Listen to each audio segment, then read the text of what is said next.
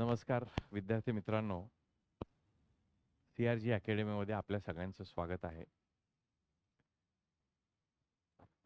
आज आपलं पहिलं लेक्चर आहे. आपण पोलीस, मिलिटरी किंवा आर्मीच्या ज्या पॅरामिलिटरी फोर्सेसच्या ज्या एक्झाम्स असतात किंवा इतर कुठल्याही सरळ सेवा एक्झाम्स, अगदी MPSC पासून UPSC पर्यंत किंवा स्कॉलरशिप, MTS, NTS या सर्व प्रकारच्या परीक्षेसाठी अत्यंत महत्त्वाचा असलेला टॉपिक म्हणजे मॅथ्स आणि रिझनिंग. कुठल्याही परीक्षेला बघा तुम्ही, MBAची परीक्षा असू द्या, बँकिंगची परीक्षा असू द्या किंवा कॅटची परीक्षा असू द्या किंवा इतर ज्या इंटरनॅशनल लेवलच्या एंट्रन्स एक्झाम असू द्या, प्रत्येक परीक्षेमध्ये मॅथ्स आणि रिझनिंग हा विषय असतो आणि असतोच. आणि हा विषय कदाचित त्याची डिफिकल्टी कमी अधिक प्रमाणात असेल, परंतु हा विषय आहे, प्रत्येक ठिकाणी आहे. बरेचसे जे विद्यार्थी आहेत, या प्रकारच्या परीक्षेसाठी तयारी करणारे, तुमची जी परीक्षा असणार आहे, त्या परीक्षेला तयारी करणारे विद्यार्थी बरेचसे आर्ट्स बॅकग्राऊंडचे असतात किंवा कॉमर्स बॅकग्राऊंडचे. आणि मग त्या मुलांना गणिताविषयीची एक थोडीशी भीती मनामध्ये असते. तर विद्यार्थी मित्रांनो, जे गणित आपल्याला या परीक्षेसाठी लागतं, ते परीक्षेसाठी लागणारं गणित जे आहे, ते 11वी-12वी सायन्स, इंजिनिअरिंग किंवा डिप्लोमाला लागणारं जे काही गणित आहे, 11वी-12वी सायन्सला असणारं गणित आहे, याच्यापेक्षा खूप वेगळ्या प्रकारचं गणित असतं. ते गणित स्कॉलरशिपच्या एक्झाम्समध्ये तुम्ही सोडवलेलं असतं. सोपं गणित असतं तुलनेनं. फक्त बेसिक कन्सेप्ट तुम्ही शिकणं गरजेचं असतं आणि ते कन्सेप्ट एकदा तुमचे क्लिअर झाले, की त्यावरची खूप सारी उदाहरणे तुम्हाला सोडवायची असतात. आणि ही उदाहरणं ज्यावेळेस तुम्ही खूप मोठ्या प्रमाणात तुम्ही सोडवता, त्यावेळेस तुमची प्रॅक्टिस होते आणि तो सब्जेक्ट किंवा तो कन्सेप्ट तुम्हाला पूर्णतः समजून येतो. आणि मग त्यावर आलेली ॲप्लाइड उदाहरणं तुम्हाला सोडवणं शक्य जातं. आता एवढंच आपल्याला अपेक्षित नाही, तर त्याच्या पलीकडे जाऊन आपण ज्या परीक्षेचा अभ्यास करतो, त्या परीक्षेसाठी सिलेबस नेमका काय आहे हे बघणं गरजेचं आहे. सिलेबस बघितल्यानंतर त्याची पुस्तकं किंवा सोर्सेस जे असायला पाहिजे, रेफरन्सेस असायला पाहिजे, टेक्स्ट बुक्स असायला पाहिजे. हे टेक्स्ट बुक्स आपल्याजवळ असणं गरजेचं आहे.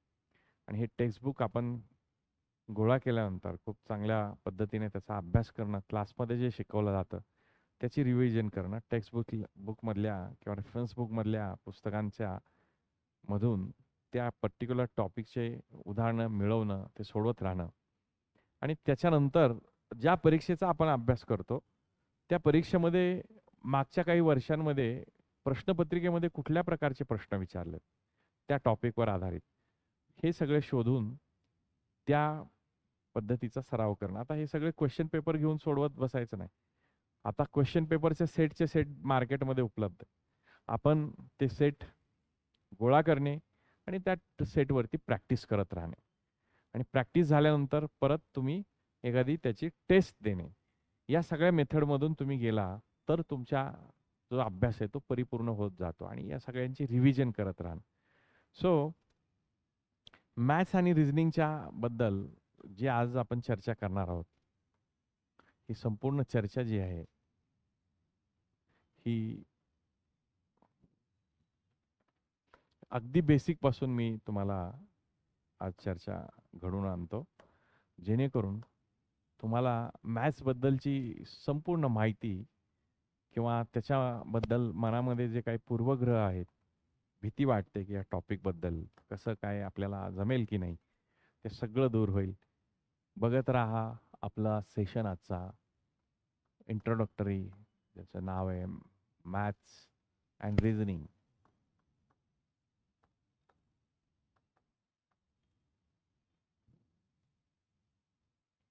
मॅथ्स आणि रिझनिंगमध्ये पर्टिक्युलरली हे जे दोन्ही टॉपिक आहेत, या दोन्ही टॉपिकबद्दल आज आपण बोलूयात, की काय नेमके तुम्ही ज्या परीक्षेसाठी तयारी करताय, त्याच्यासाठीचं मॅथ्स काय महत्त्वाचं आहे. बघा आता या मॅथ्स रिझनिंगमध्ये जर तुम्ही बघितलं तर इझी आणि मीडियम लेवलचे एक्झाम्पल्स असतात. चुकून माझ्या दृष्टीने डिफिकल्ट असलेले चुकून एखाद दुसरं एक्झाम्पल असतं. अदरवाईज सगळा पेपर आपल्याला सोडवता येऊ शकतो. एवढा सोपा तिथे असतो. यामध्ये मॅथ्समध्ये जर आपण बघितलं तर कुठले कुठले टॉपिक येतील मॅथ्स रिझनिंगमध्ये जर आपण बघितलं तर सगळ्यात महत्त्वाचं आहे संख्या. संख्या व संख्या पद्धती. संख्या व संख्या अतिशय महत्त्वाचा असलेला टॉपिक. बरेच जण पुढचे अवघड अवघड टॉपिक करतात आणि बेसिक तसं सोडून देतात. कारण असं वाटतं की बेसिकमध्ये काय 1 ते 10 पर्यंत 1 ते 100 पर्यंत मूळ संख्या, त्याच्यानंतर विषम संख्या, समसंख्या, नैसर्गिक संख्या, पूर्णांक संख्या अशी काही तिथं चर्चा केलेली असते आणि या सगळ्याचा परिणाम आपल्यावरती असा होतो की अरे हे तर येतंय आपल्याला आणि दुर्लक्ष करतो.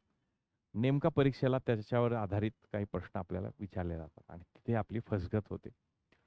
सो संख्या आणि संख्या पद्धती हा जो एक महत्त्वाचा टॉपिक आहे, हा महत्त्वाचा टॉपिक तुम्ही लक्षात घेणं गरजेचं आहे. त्याच्यानंतर यावर खूप ॲप्लाइड गणितं विचारली जातात. म्हणजे ह्याच्यात ॲव्हरेज, ज्याला तुम्ही सरासरी म्हणता किंवा प्राईम नंबर, नॅचरल नंबर्स यावर आधारित खूप सारी उदाहरणे याच्यात विचारली जातात. त्याच्यानंतर दुसरा जर आपण बघितला तर लसावी आणि मसावी हे एक 2 महत्त्वाचे टॉपिक आपल्याला इथे. तुम्ही मला सांगा की तुम्हाला मराठी योग्य आहे, इंग्लिश योग्य आहे, कोणत्या भाषेमधून पाहिजे त्या भाषेमध्ये आपण शिकूया. लसावी मसावी. लसावी मसावी हे एक महत्त्वाचं टॉपिक, अतिशय महत्त्वाचं असलेलं टॉपिक. आता यामध्ये लसावी काय आणि मसावी काय एवढे बेसिक प्रश्न कधीतरी चुकून विचारले जातात. त्याच्या पलीकडे लसावी वरचे अप्लाइड प्रश्न परीक्षेमध्ये बऱ्याचदा विचारलेले आहेत. या अप्लाइड प्रश्नामध्ये मग काय की 2 रिंग्स आहेत, बेल्स आहेत. काही 10 सेकंदाने एक रिंग करते, काही 20 सेकंदाने रिंग करेल, काही 30 सेकंदाने, काही एका मिनिटाने रिंग करेल. तर सर्व घड्याळं एकाच वेळेस सुरू केली तर ती सर्व घड्याळं एकाच वेळी किती वेळानंतर रिंग करतील? एकाच वेळी किती वेळेनंतर? मग या सगळ्या गोष्टीसाठी आपल्याला लसावी काढावं लागणार. मग ह्याचे जे काही अप्लाइड उदाहरणं आहेत, ते अप्लाइड उदाहरणं बघणं गरजेचं आहे. परीक्षेत काय प्रकारचे विचारले जातात, त्याच्या शॉर्ट ट्रिक्स काय हे बघावं लागेल. आज आपण सिलेबस बघणार आहोत. सिलेबस त्याच्यानंतर सोर्सेस कुठले वापरायचे याची चर्चा करणार आहोत. आणि त्याच्याबद्दल मॅथ्स शिकताना आपला अप्रोच काय असायला हवा, आपला दृष्टिकोन काय असायला पाहिजे किंवा माझ्या लेक्चरमध्ये तुमच्याकडून माझ्या काही अपेक्षा आहेत तर त्या नेमक्या कोणत्या आहेत आणि कशा प्रकारच्या. तर या निमित्तानं या दृष्टिकोनातून आपण त्याची चर्चा करून घडवून आणणार आहोत. ओके. सो लसावी मसावी त्याच्याबरोबर जर आपण बघितलं तर महत्त्वाचा पुढचा जो टॉपिक असणार आहे तो म्हणजे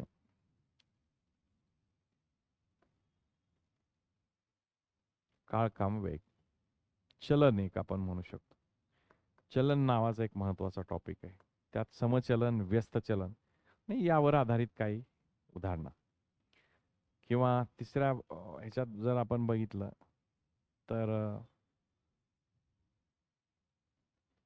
सिम्प्लिफिकेशनवर आधारित काही उदाहरणं आहेत. सिम्प्लिफिकेशन नॉर्मल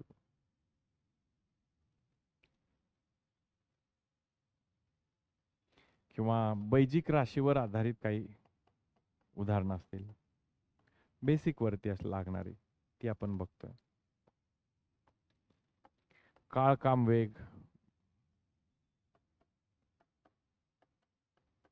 अतिशय महत्त्वाचा असलेला टॉपिक. काळ, काम, वेग मध्ये मग एक माणूस 20 दिवसात काम पूर्ण करतो. ए हा माणूस 20 दिवसात, बी हा माणूस 30 दिवसात, तर सी हा माणूस 50 दिवसात काम करतो. तर सगळेजण मिळून एकत्रित काम किती दिवसात करतील या अनुषंगाची काही गणितं. काळ, काम, वेग. त्याबरोबर जर आपण बघितला तर वेग, अंतर आणि काळ. टाइम स्पीड डिस्टन्स हा देखील महत्त्वाचा टॉपिक आहे. त्यानंतर पुढचा जर आपण बघितलं तर सरासरी, अतिशय महत्त्वाचा असलेला टॉपिक सरासरी नावाचा. याच्यानंतर आपल्या सर्व परीक्षेमध्ये ज्याच्यात सिंहाचा वाटा सगळ्या अभ्यासामधला असेल तर तो म्हणजे पर्सेंटेज, ज्याला तुम्ही टक्केवारी म्हणतो. पर्सेंटेज किंवा टक्केवारी. तर हे पर्सेंटेज जे आहे ते टक्केवारी, शेकडेवारी किंवा त्याला शेकडेवारी हा शब्द मराठीमध्ये बऱ्याचदा कॉमनली वापरला जातो. शेकडेवारी, टक्केवारी नाही वापरत हा. इंग्लिशमध्ये त्याला पर्सेंटेज म्हणतात.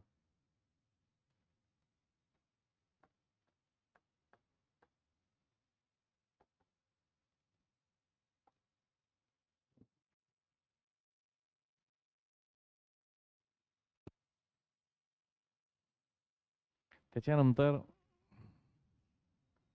9वा महत्त्वाचा टॉपिक म्हणजे नफा आणि तोटा.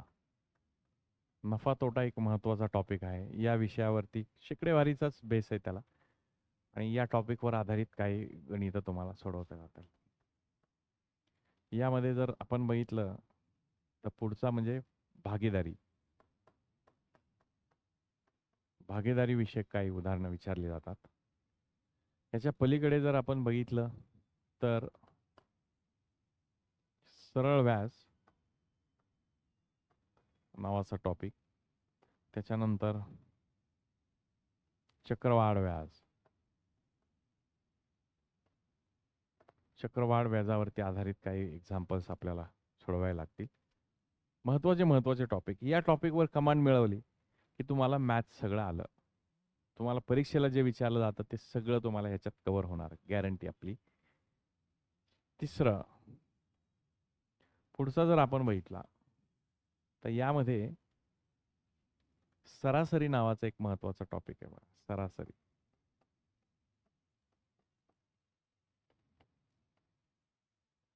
मिक्सचर अँड एलिगेशन, मिश्रणे त्याच्यावर आधारित मिक्सचर एलिगेशन.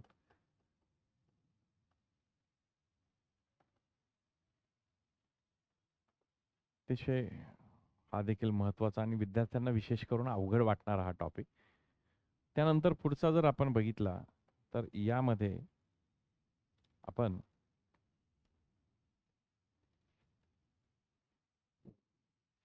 भूमिती जी आहे, भूमिती नावाचा कन्सेप्ट, की भूमितीमध्ये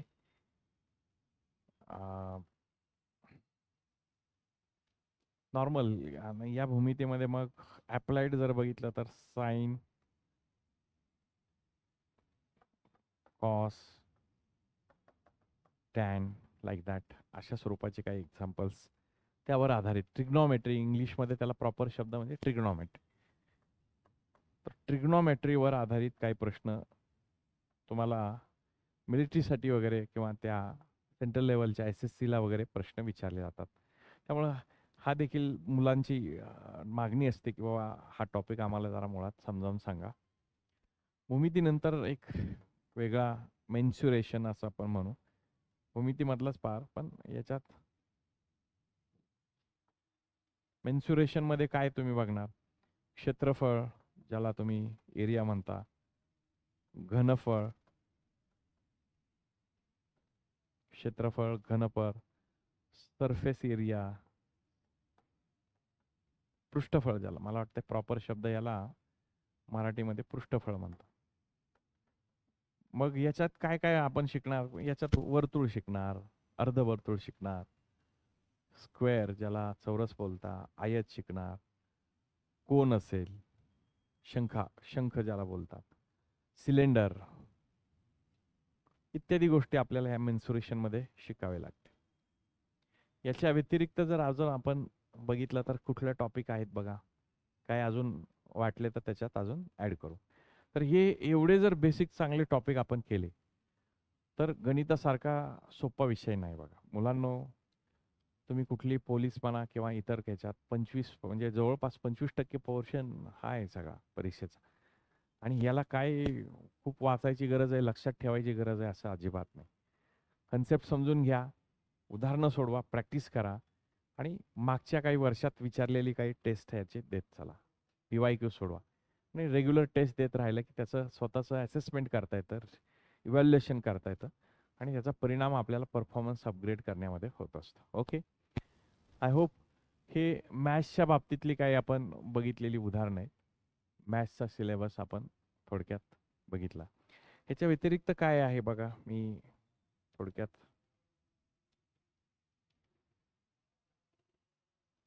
डेटा ह्याच्यात जर आपण बघितलं, वयवारी एक राहिला बघा.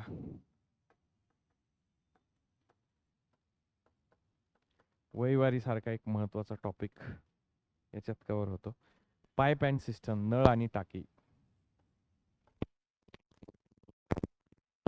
नळ आणि टाकी हा एक महत्वाचा टॉपिक जो आपला डिस्कस करायचा राहिला. त्याच्यानंतर अजून जर आपण ऍड केला याच्यात,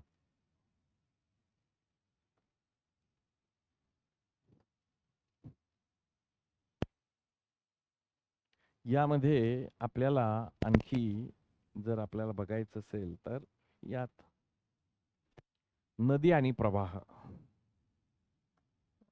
बोट आणि प्रवाह 19 नंबरचा जो आहे, बोट आणि प्रवाहावरती आधारित काही प्रश्न विचारले जातात.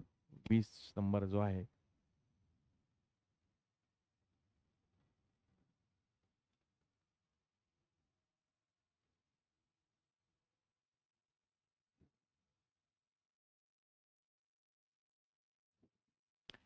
ट्रेनवर आधारित उदाहरणे. आता ती टाइम स्पीड डिस्टन्स मध्ये येतात, पण आपण एक वेगळेच एक ट्रेन किंवा रेल्वेची काही उदाहरणं असतात, प्रॉब्लेम्स असतात, ते आपण सोडवायचा प्रयत्न करणार. मला असं वाटतं की परम्युटेशन, कॉम्बिनेशन,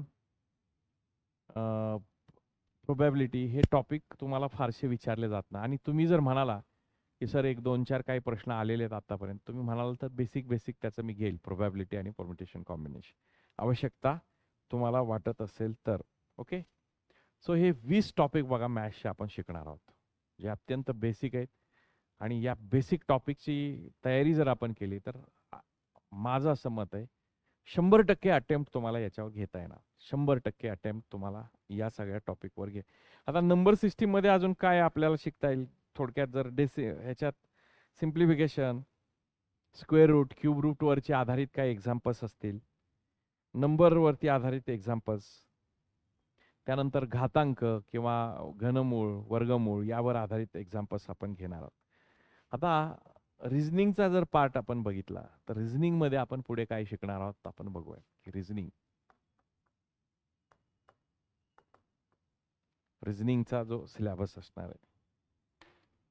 आता रिझनिंग मध्ये जर आपण बघितलं तर सगळ्यात महत्वाची गोष्ट काय की मी टॉपिक वाईज, आता जसं मॅथ्सचं झालं, मॅथ्सच्या सिलेबस नंतर नेमकं काय करायला पाहिजे, रिझनिंगच्या सिलेबस नंतर नेमकं काय करायला पाहिजे याची मी चर्चा करणार आहे सेपरेट. पण अगोदर किंवा त्याची चर्चा करून घेतो, म्हणजे परत कसं व्हायला पाहिजे की सिक्वेन्शियली आपल्याला पुढं त्याच्यावर काम करता येईल किंवा बोलता येईल.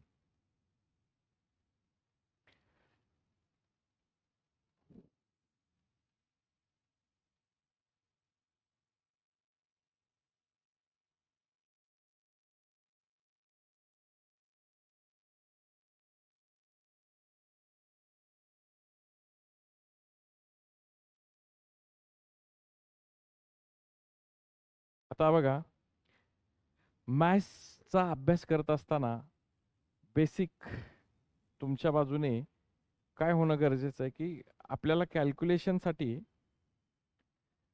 जर विचार केला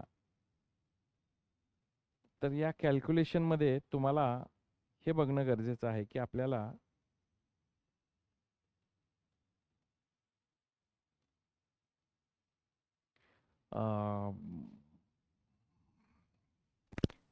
गणित कधी चांगलं जमेल की आपले पाढे चांगले पाठ असतील.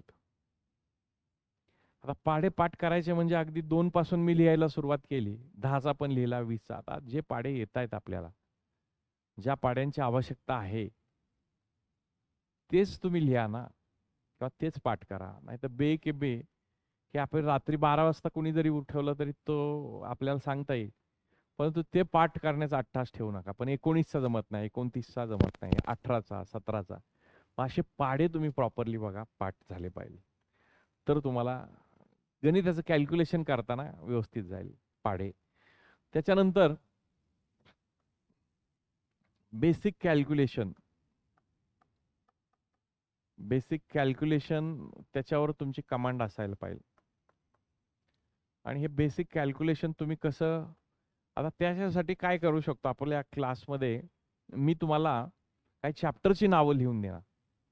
तर ज्यांना असं वाटतं की अरे आपल्याला इतर मुलांपेक्षा आपल्याला काहीच जमत नाही, आपण साधं भागाकार करायला गेलं तरी गडबड होते, गुणाकार करायला गेलं तरी गडबड होते आपली, असं ज्याला वाटत असतं त्याने काय करायचं बघा, त्याला आम्ही बेसिक काही कॅल्क्युलेशनसाठी काही टिप्स देणार आहेत.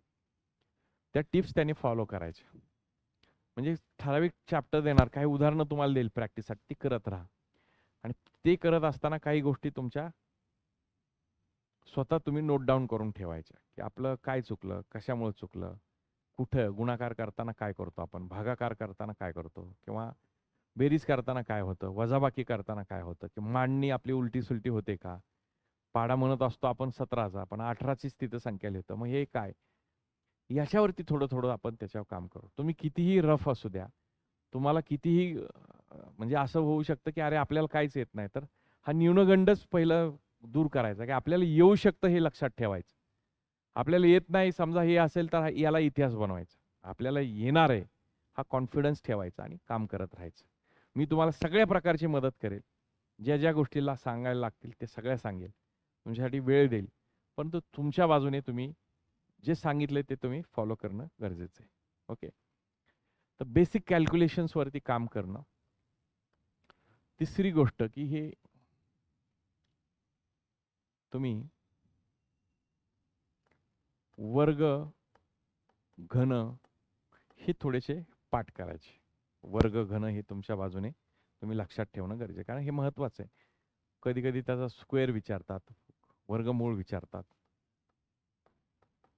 म्हणजे उलटच असतं ना, ज्या गोष्टीचा वर्ग आहे 2चा वर्ग 4 आहे, तर 4चं वर्गमूळ 2 असेल. या अनुषंगाने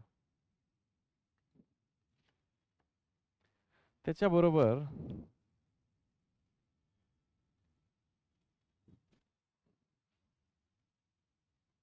टेबल्स काही तुम्हाला लिहून दिले जाते. आता बघा, टेबल्स नोट डाऊन करून ठेवायचे. फॉर एक्झाम्पल, उदाहरणासाठी पर्सेंटेजचा एक चार्ट भेटतो बघा. समजा 40% म्हणजे 2/5, 20% म्हणजे 1/5, 25% म्हणजे 1/4. आता ज्यावेळेस 25% बरोबर 1/4 असतं, किंवा 40% बरोबर 2/5 असतं, 20% बरोबर 1/5 असतं, किंवा 37.5% बरोबर 3/8 असतं.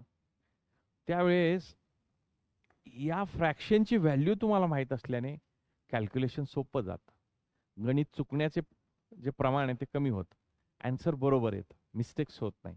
फॉर एक्झाम्पल, मी तुम्हाला जसं सांगितलं 37.5 बरोबर 3/8.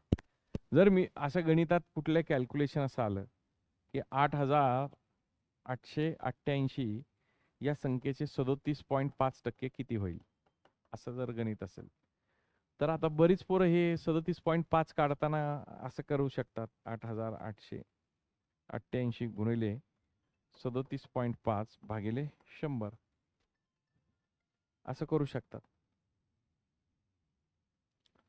आणि मग हे कॅल्क्युलेशन अवघड जातं. पण त्याच्याऐवजी 37.5 बरोबर आपल्याला माहिती आहे की 3/8 आहे. 8ने भाग दिला तर 1,1,1,1. 3ने भाग दिला तर 3,333. हे कॅल्क्युलेशन सोपं होऊन जातं ना मित्रांनो. येते लक्षात. सो असे काही शॉर्ट ट्रिक्स तुम्हाला मी लिहून देणार आहे. ते सगळे तुम्हाला ह्या टेबल्सवर लिहायचे. या संपूर्ण प्रकारालाच मी RRD असं नाव देतो बघा. महाराष्ट्रात, अख्ख्या देशात या कन्सेप्टला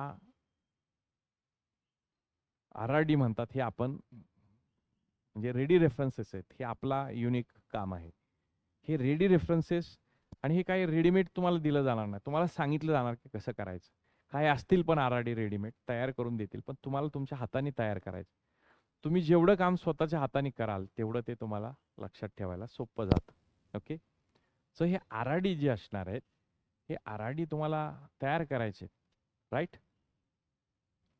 सो ही गोष्ट तुम्ही नोंद करून ठेवायची. ओके. सो हे जे RRD आहेत, हे RRD तुम्हाला अशा पद्धतीने बनवून घ्यायचे. आणि हे RRD जे आहेत ते तुम्हाला रोज वाचायचे आहेत. एक 5 मिनिटं 10 मिनिटं वेळ काढून ठेवायचं. दिवसभरातला एक फिक्स टाइम तुम्ही याला काढून ठेवला, तुम्हाला हे लक्षात ठेवायला सोपं जाणार.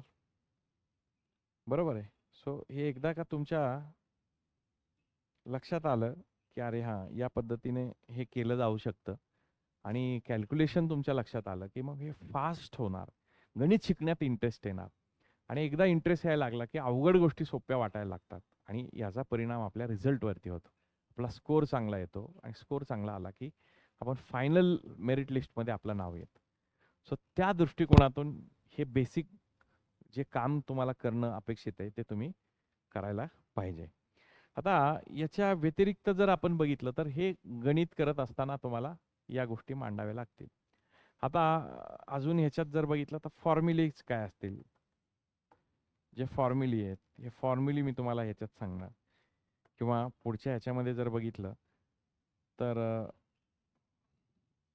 शॉर्ट ट्रिक्स जे असतात, शॉर्ट ट्रिक हे गणित भलं मोठं काय काय लोक 2-2 पानं घालवतात, पण उत्तर काढण्याचे शॉर्ट ट्रिक्स तेच आहेत. गोष्टी बघायच्या आणि हां, ह्याच्यावरनं हे उत्तर आहे. अगदी 1-2 स्टेपमध्ये उत्तर काढता येतं, जसं आता मी तुम्हाला सांगितलं. किंवा ऑप्शन मेथड्स वापरून उत्तरं कशी काढायची, ऑप्शनवरून उत्तरे काढणे. आता बघा, काही लोक एक प्रश्न सोडवायला 3-4 मिनिट घेतात, पण ऑप्शनवरून सोडवलं की ते 10-15 सेकंदात सुटतं. सो वाचलेला वेळ अवघड गणितं सोडवण्यासाठी तुम्हाला वापरता येतो आणि तुमचा अटेम्प्ट जास्त होतो. या अनुषंगानं हा जो RRDचा टॉपिक आहे, मॅथ्ससाठी आवश्यक असणार आहे.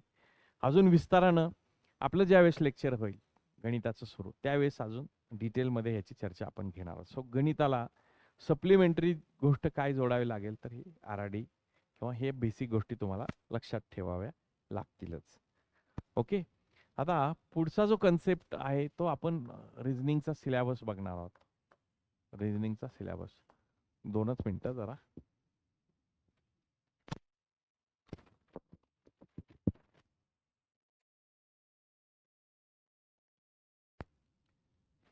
हा, तर आपण रिझनिंगच्या संबंधी चर्चा करत होतो. रिझनिंग मध्ये जर आपण विचार केला तर रिझनिंग मध्ये महत्त्वाचे जर टॉपिक आपण बघितले तर यामध्ये ब्लड रिलेशन सारखा एक महत्त्वाचा टॉपिक आपल्याला बघता येतो.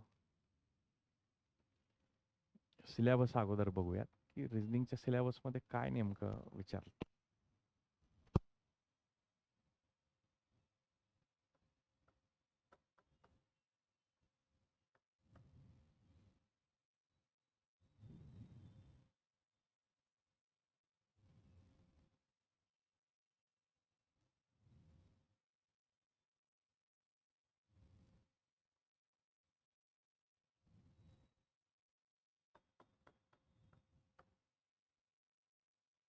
आता यात अल्फाबेट सिरीज असते बघा, जे ABCD या अनुषंगानं काय काय.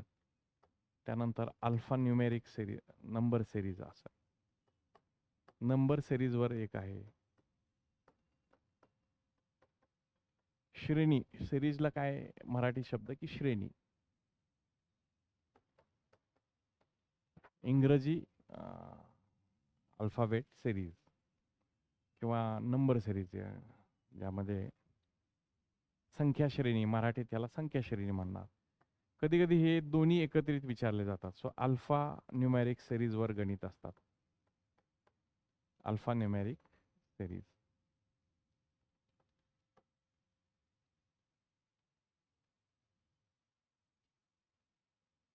त्यानंतर जर आपण बघितलं तर कोडिंग डिकोडिंग. कोडिंग डिकोडिंग हा एक महत्त्वाचा टॉपिक रिझनिंगमध्ये विचारला जातो. सो ही सिलेबसची तोंड ओळख. आज आपलं इंट्रोडक्शन आपण बघतोय की यामध्ये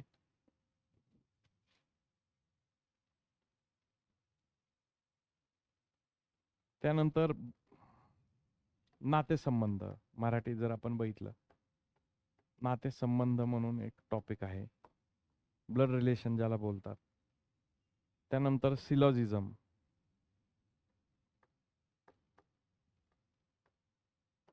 सिलॉजिझम मध्ये वेन डायग्रामवर आधारित काही एक्झाम्पल्स आहेत. वेनाकृती.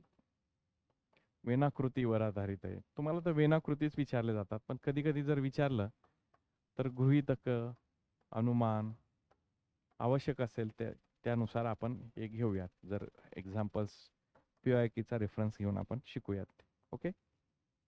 त्यानंतर जर आपण बघितलं तर दिशा, ज्याला डायरेक्शन टेस्ट बोलतात, दिशावर आधारित एक्झाम्पल्स. एनालॉगी म्हणून एक टॉपिक आहे, एनालॉगी. त्यानंतर आपण बघितलं तर घड्याळ. आता काही काही वेळेस हे गणितात मॅथ्समध्ये पण कन्सिडर केलं जातं, पण काही ह्याच्यात इकडे पण आपण बघतो.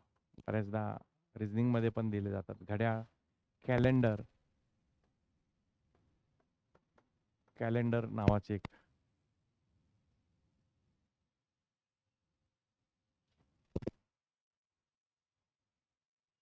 त्यानंतर खरे खोटे एकदा विचारला गेला, पण थोडंसं बेसिक मी घेऊन टाकेल. खरे खोटे, बायनरी लॉजिक ज्याला बोलतात. खरे खोटेचे काही एक्झाम्पल्स एखाद दुसरं मी तुमच्यासाठी कव्हर करेल. क्लासिफिकेशन्स. आता दुसरं जर आपण बघितलं की आकृत्यांची संख्या मोजणे. आकृत्यांची संख्या मोजणे. त्यानंतर मिसिंग नंबर, संख्या श्रेणीमधला मिसिंग नंबर किंवा मिसिंग डायग्रॅम किंवा एकत्रच करू आपण. मिसिंग नंबर किंवा डायग्रॅम. डायग्रॅममध्ये काय पार्ट हे असेल. त्यानंतर नॉन वर्बल आणि वर्बल स्वरूपाची जी काही बुद्धिमत्ता असेल, नॉन वर्बल आणि वर्बल. आणि शेवटी काय, ज्याला बोलतो आपण की मिसलेनियस एक्झाम्पल्स जे आहेत. कूट प्रश्न ज्याला बोलतात. कूट प्रश्न नावाचा एक टॉपिक. तर हे कूट प्रश्न आपण वेगळ्या पद्धतीने शिकूयात. सो हा बऱ्याचदा किंवा ह्याच्यात अजून पण इतर काही पार्ट असेल की जो परीक्षेमध्ये विचारला जातो, पण आपण इथं मेन्शन करायला, तर ते पण आपण इथं एक्स्ट्रामध्ये ते कव्हर करणार आहोत. ओके. तर या अनुषंगानं तुम्हाला हा सगळा सिलेबस. आता याच्यात आपल्याला प्रिपरेशन काय करायचं की RRDचं प्रिपरेशन. RRDचं प्रिपरेशन जे आहे, त्या RRDच्या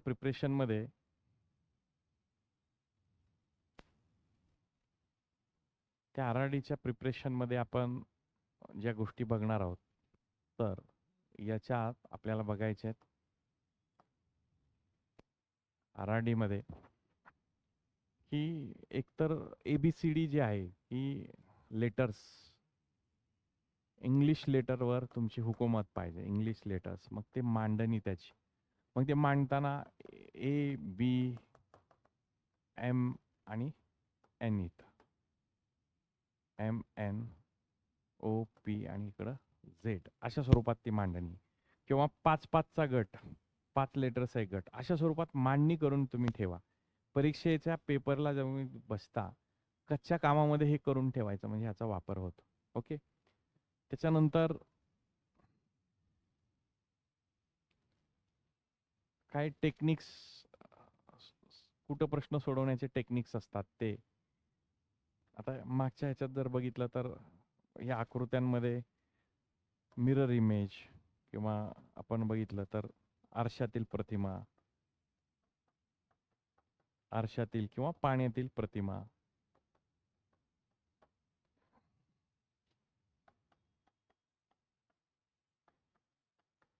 पाण्यातील प्रतिमा.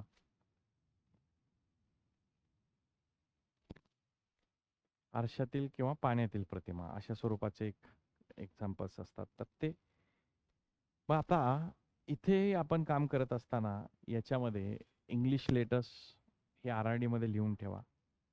दुसरी गोष्ट की समजा घन, घनाच्या संबंधी एक राहिलं.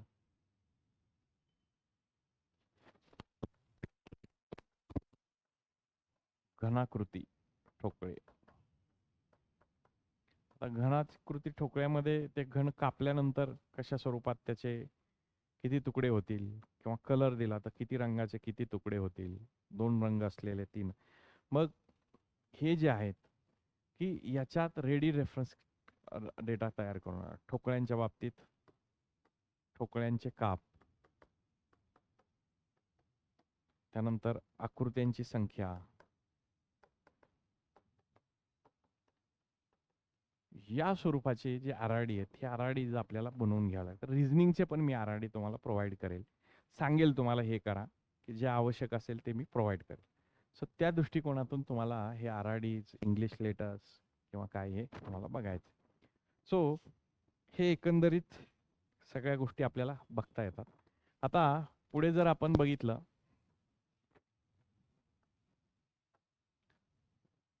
तर ह्याच्या 6 स्टेप्स सांगतो बघा. मॅथ्स सोडवण्याच्या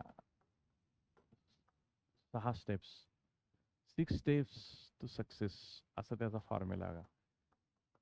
6 स्टेप्स टू सक्सेस.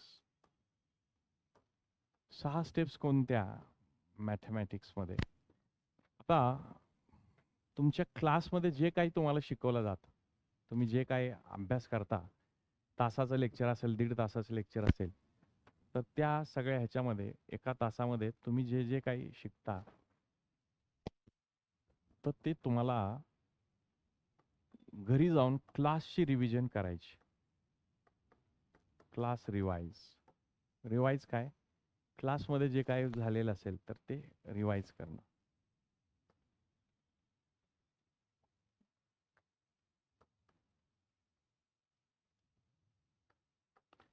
रिव्हिजन करणं. त्याच्यानंतर क्लासमध्ये जी उदाहरणं लक्षपूर्वक आपण ऐकलेली ती घरी जाऊन रिवाइज केल्यामध्ये ते पक्क होऊन जाणार. त्याच्यानंतर प्रॅक्टिस नावाचा एक सेशन, की त्या टॉपिकला कसं कन्वर्ट करायचं, की तुम्ही झालेला क्लास तुम्ही त्याची प्रॉपर प्रॅक्टिस तुम्ही करणं गरजेचं आहे. की ती जी काय प्रॅक्टिस आहे ती प्रॅक्टिस तुमच्या बाजूने ती होणं गरजेचं आहे. मग ही कुठं की याच्यात रेफरन्स बुकचा तुम्ही वापर करू शकता. रेफरन्स बुकचा वापर करून ती प्रॅक्टिस करू शकता. रेफरन्स टेक्स्ट बुक जे आहे त्याचा वापर करणं. ती प्रॅक्टिस म्हणजे समजा आपण काळ काम वेग या टॉपिकवरचे काही एक्झाम्पल्स आपण अभ्यासले. हे एक्झाम्पल्स अभ्यासलेले जे आहेत इथं अभ्यासल्यानंतर त्याच्या स्वरूपाचे काही एक्झाम्पल्स घरी जाऊन आपण ती सॉल्व्ह केली तर यातनं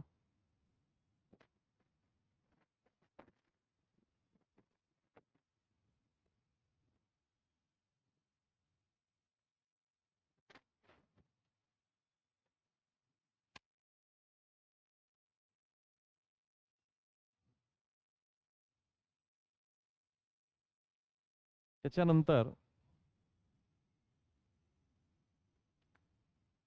आता आपण क्लासमधले टॉपिक शिकलो, घरी गेल्यानंतर त्याची प्रॅक्टिस केली, तर याच्यानंतर तुम्हाला सेक्शनल टेस्ट सोडवायची.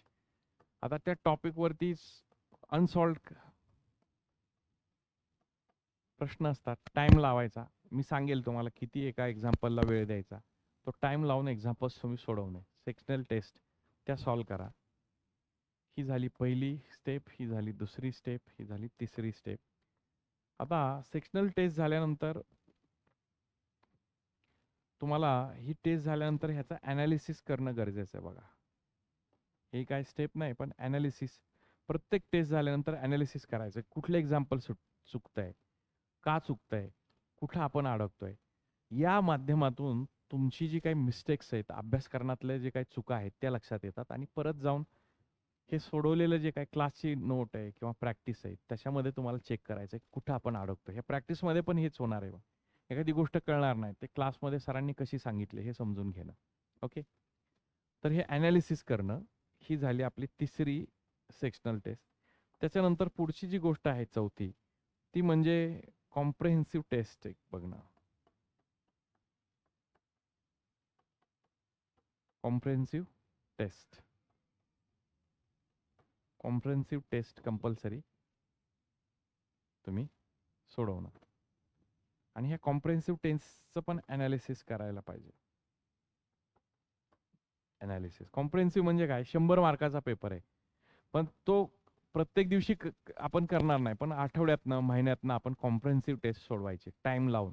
म्हणजे आपला बसण्याचा तो मानसिकता आपली तशी तयार होत जाते आणि कुठे आपण गडबडतोय, काय करतोय याचंही तेच ॲनालिसिस करायचं, बघायचं की कुठे चुका होत आहेत, काय होत आहेत आणि त्या दृष्टीने करेक्शन्स करायचे.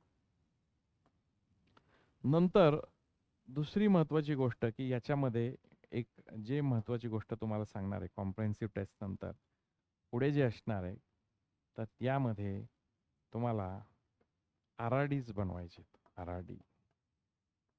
RRDs त्याचे चेक करायचे. आता जे मी तुम्हाला मागच्या स्लाइडमध्ये सांगितले की प्रत्येक टॉपिक झाल्यानंतर त्याचे RRD, आणि हे RRD तुम्हाला काय करायचे आहेत की प्रत्येक दिवशी 10-10 मिनिटं काढून वाचायचे. मग हे RRD एकदा पाठ झाले त्याचा परिणाम असा होतो की भली मोठी उदाहरणं, ज्या उदाहरणांना सोडवायला 2-2, 3-3 मिनिटं तुम्हाला लागू शकतात, ते अगदी चुटकीसरशी 20-25 सेकंदामध्ये आपल्याला ती सोडवता येतात, त्याची उत्तरं बरोबर काढता येतात. सो त्या दृष्टिकोनातून तुम्हाला त्याची प्रिपरेशन तुम्ही करणं गरजेचं आहे. ओके, आता हे झाल्या 5 स्टेप्स जे आहेत. क्लासची रिव्हिजन, प्रॅक्टिस, सेक्शनल टेस्ट आपण सोडवत राहणं आणि नंतर 6वी जी सांगतो की याच्यात व्हिज्युअलायझेशन किंवा तुम्हाला जे टेक्निक सांगणार मेडिटेशन.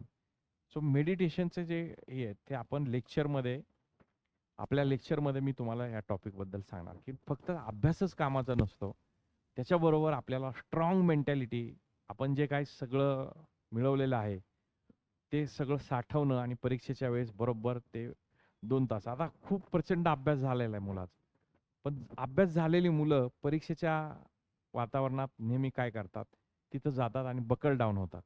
त्यांना कॉन्फिडन्स डाऊन होतो आणि काम करता येत नाही. तर त्याच्यासाठी 6वी स्टेप्स ही मेडिटेशनची देणार आहे. तर त्यात मी व्हिज्युअलायझेशनच्या टेक्निक्स सांगणार आहेत, सर्कल ऑफ एक्सलन्सच्या टेक्निक सांगणार आहेत किंवा मनशक्तीसारखी नावाची एक संस्था आहे, त्या संस्थेने काही मनावरती वेगवेगळे प्रयोग केले. परीक्षा धैर्य नावाचा एक त्यांचा कन्सेप्ट आहे, तर त्याच्याबद्दल काही जी माहिती आहे की कसं आपण अप्रोच करायचा, आपला माइंडसेट कसा पाहिजे परीक्षेमध्ये सॉल्व्ह, या सगळ्या गोष्टी आपण ह्या या 6 स्टेप्स तुम्हाला मी फॉलो करायला सांगणार आणि या 6 स्टेप्समधून तुम्हाला अपेक्षित असलेला रिझल्ट 100% तुम्हाला यातनं मिळवता येईल. सो त्या अनुषंगानं तुम्ही हे करणं गरजेचं आहे. येतंय लक्षात? सो तुम्ही या दृष्टीने जुळवाजुळव या अभ्यासाची तुम्ही सगळी करा आणि त्यानंतर आपण आपल्या रेग्युलर लेक्चरमध्ये मॅथ्स आणि रिझनिंग हा अतिशय सोपा असलेला विषय तुम्हाला जाणवेल. सो तुमची इथे प्रॅक्टिस करून घेऊ, PYQ जास्तीत जास्त सॉल्व्ह करून घेऊ आणि कन्सेप्ट चांगले बांधून घेऊ. आणि आपली गॅरंटी आहे, तुम्ही जर रेग्युलर लेक्चरमध्ये राहाल, रेग्युलर माझ्याबरोबर राहाल, तर या येणाऱ्या कालावधीमध्ये हा मॅथ्स आणि रिझनिंग सर्वात जास्त मार्क्स मिळवून देणारा टॉपिक हा तुमचा आवडता टॉपिक बनलेला असेल, याची मी खात्री देतो. सो आज जर काही तुम्हाला अडचणी असतील तुम्ही विचारू शकता. आज आपण थांबूयात. आजचं जे बेसिक मला तुम्हाला जे सांगायचं होतं ते मी सांगितलेलं आहे. याच्या व्यतिरिक्त जर काही तुम्ही गोष्टी सांगणार असेल तर मला तसं कळवा. ओके, ठीक आहे. सो या सगळ्या बेसिक गोष्टी मी परत एकदा 2 मिनिटांमध्ये तुम्हाला रिवाइज करेल की सिलेबस त्याचा काय आहे, गोष्टी कशा आहेत. बघा मॅथ्सचा हा सगळा सिलेबस साधारणपणे 20-22 टॉपिक होतात बघा मॅथ्सचे. ते सगळे आपण इथे कव्हर करू. या सगळ्या टॉपिकचा अभ्यास इथे करणार आहोत. त्याच्यानंतर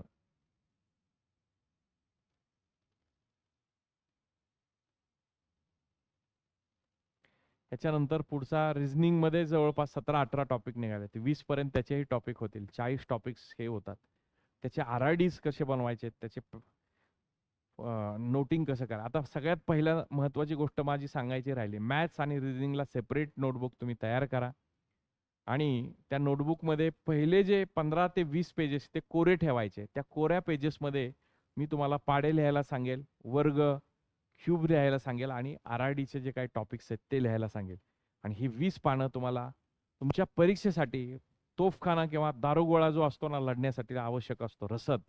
ती रसद म्हणून काम करणार आहे. जेणेकरून परीक्षेच्या वेळेस तुम्हाला रेडी रेफरन्सेस तुम्हाला धपाधप ते मिळवता येतील आणि त्याचा परिणाम चांगले मार्क्स मिळवण्यामध्ये करून घेता येईल. सो त्याच्यानंतर हे RRDs तुम्हाला कशा पद्धतीने लिहायचे हे सांगणार.